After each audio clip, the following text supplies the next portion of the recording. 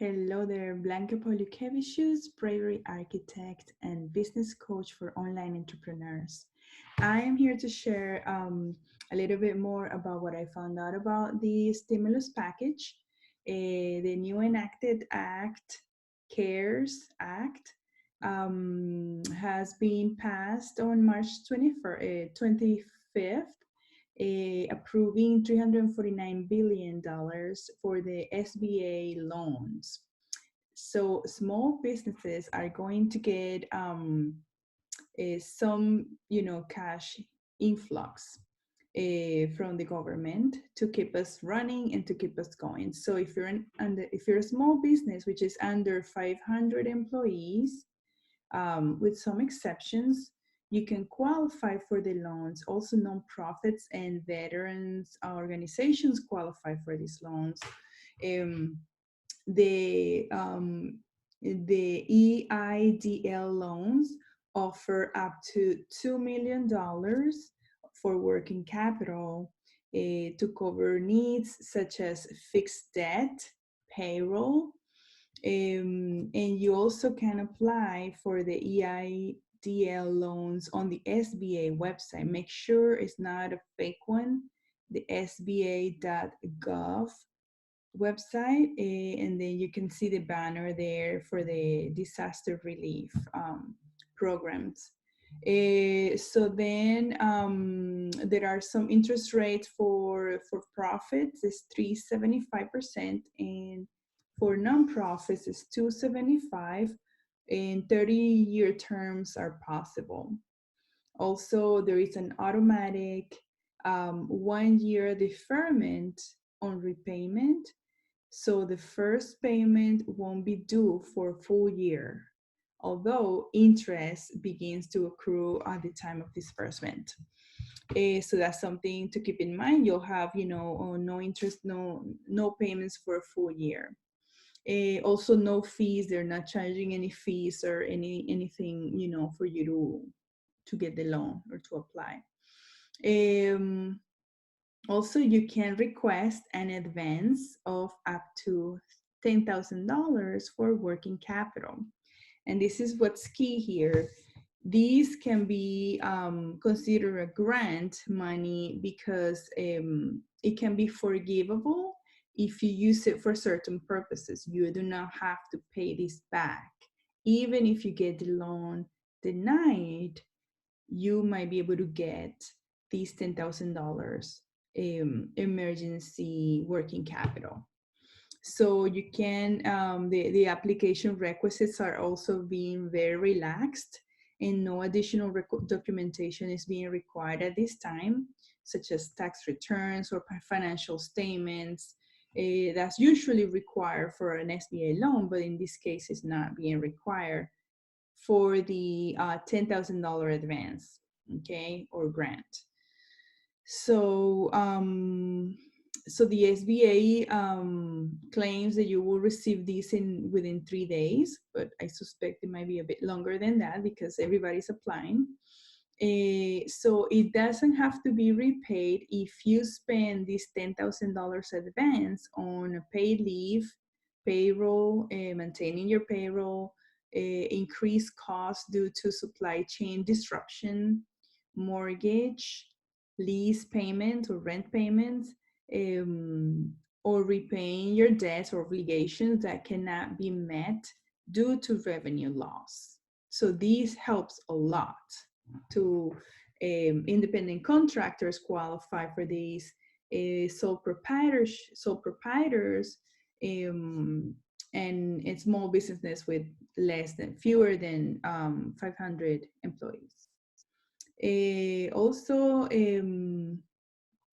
the applicants can get the emergency cash even if they don't qualify for additional funds, which is what I said before, because this is based on a self-certification and the applicant's credit score, okay?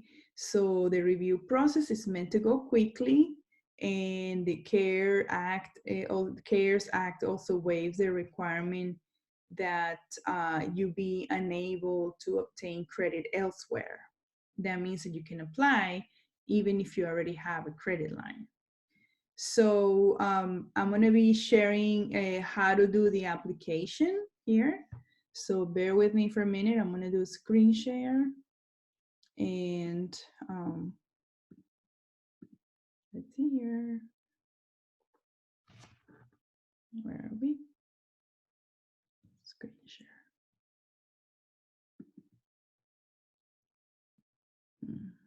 Okay.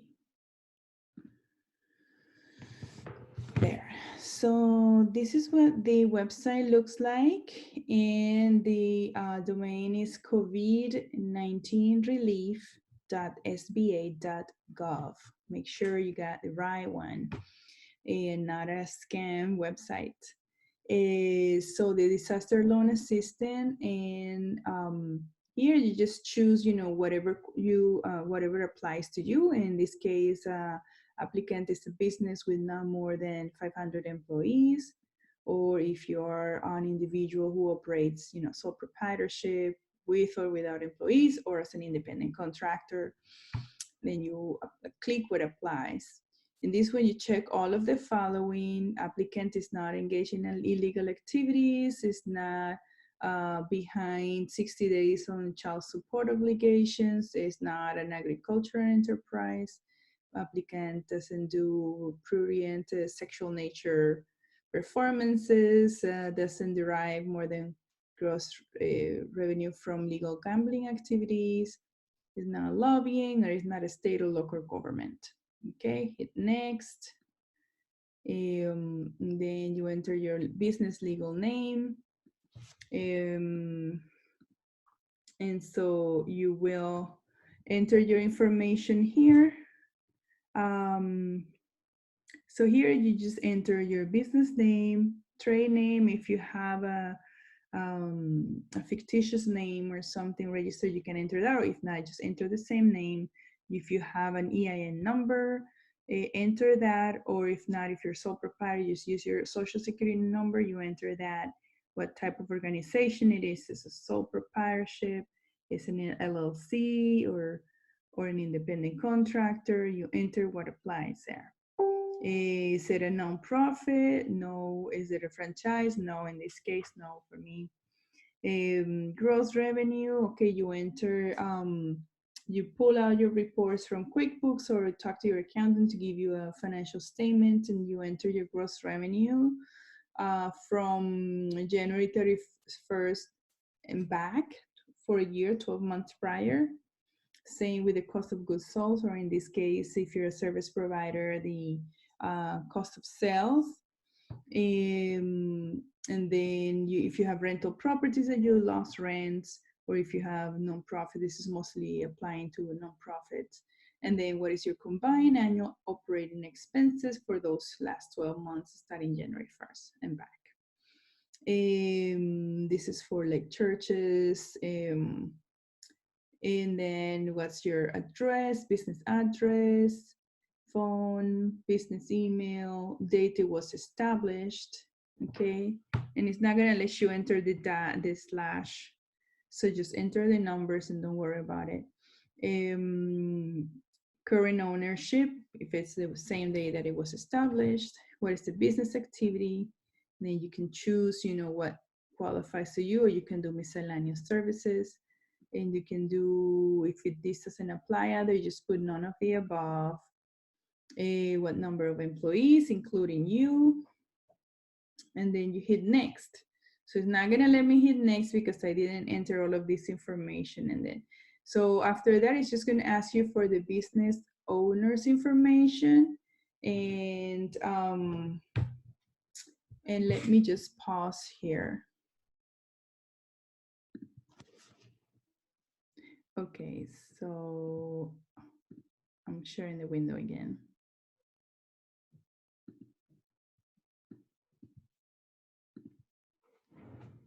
So, okay, in this application, this part of the application, you enter your, this is a fake information, of course, a business name, your EIN number, the type of organization, if it's a sole proprietor, limited liability, is this a nonprofit, No. Is it a franchise? No.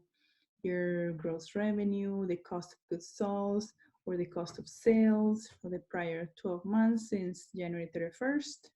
If you lost any rents due to the disaster, or also the operating expenses. And this is mostly for like churches.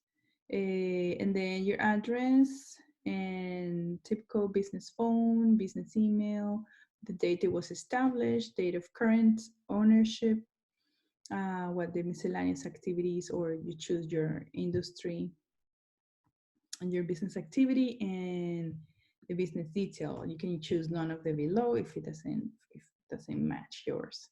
And hit next. And then you enter your information. Make sure you answer this one here. Is your business owned by a business entity? In this case, no. Okay, and then you can enter your name, VP.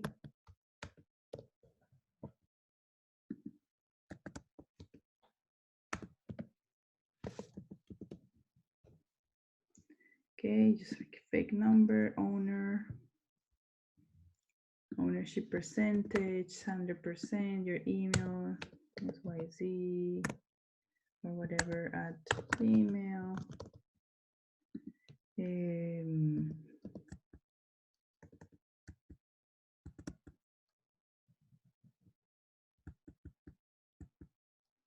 Social number, just a fake one, of course. Birth date,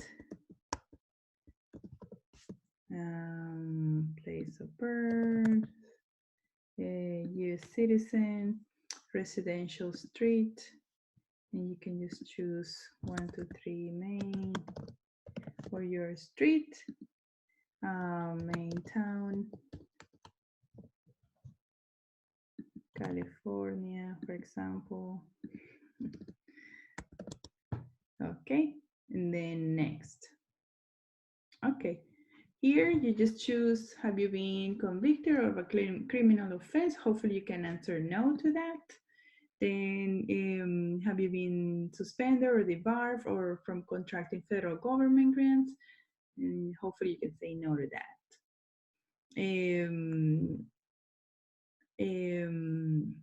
And then are you presently subject to indictment, criminal information, arrangement? No. So hopefully you can say no to all of them. And then if anyone assisted you in completing this application, in this case, no, because you're filling it out online by yourself. I don't count here. And then you agree to the SBA for discussing your application, yes, because they'll probably assign you a loan officer if you get approved for a larger loan. And then here, this is where you're getting the up to $10,000. Here, check this. I would like to be considered for an advance of up to $10,000.